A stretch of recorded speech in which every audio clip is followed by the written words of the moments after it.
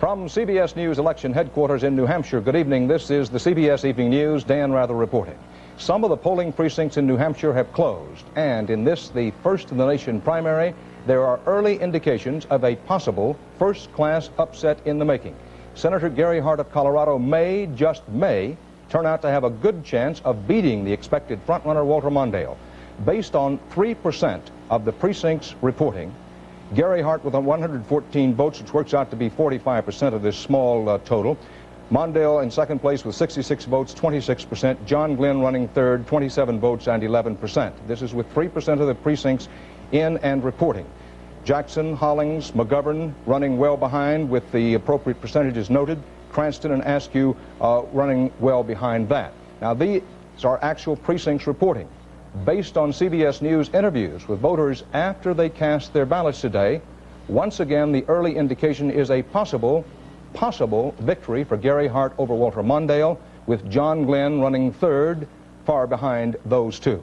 Bob Schieffer begins our coverage now of the day it snowed on New Hampshire's parade, maybe raining tonight on Walter Mondale's parade, and blue skies perhaps for Gary Hart.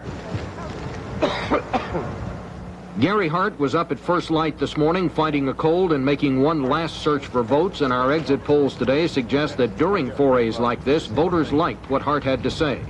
As they left the polls throughout the day, more than a third of those who told us they voted for Hart said they liked his theme of new ideas. By midday, Hart, who had predicted yesterday he would run second here, was brimming with even more confidence. I think a lot of people worked an awful long time for this, and we feel good about it. What do you think's going to happen? Well, in some respects, we've already won the primary.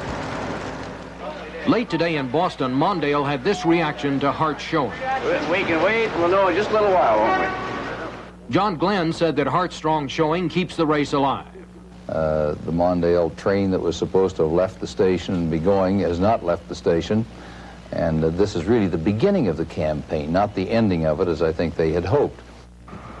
A heavy snow and ice storm settled on New Hampshire early in the day, and the foul weather was expected to help Mondale since he was thought to have the organization and resources to get out the vote.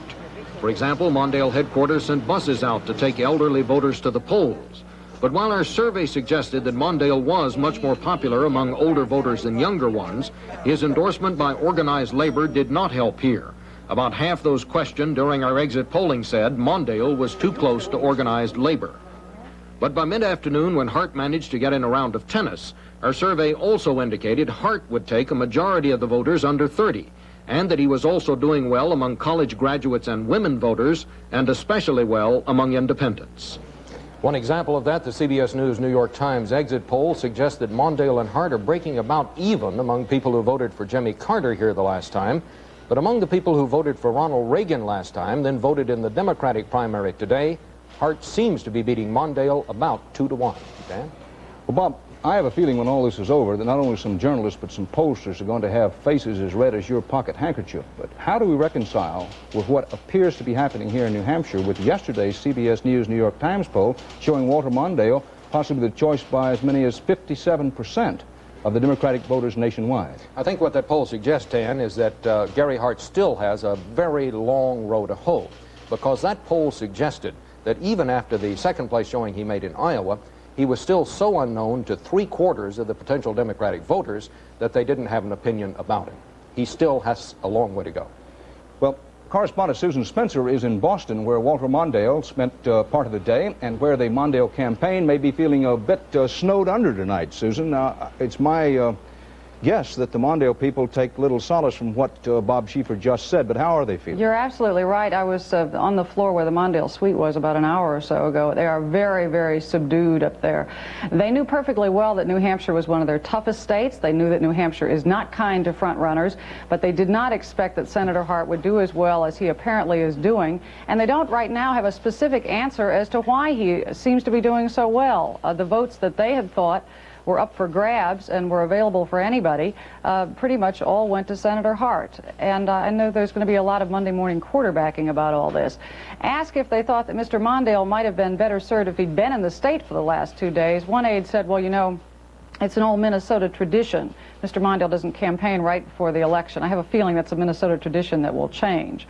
In any case, they are not so keen tonight on talking as much about New Hampshire as they are about what lies ahead.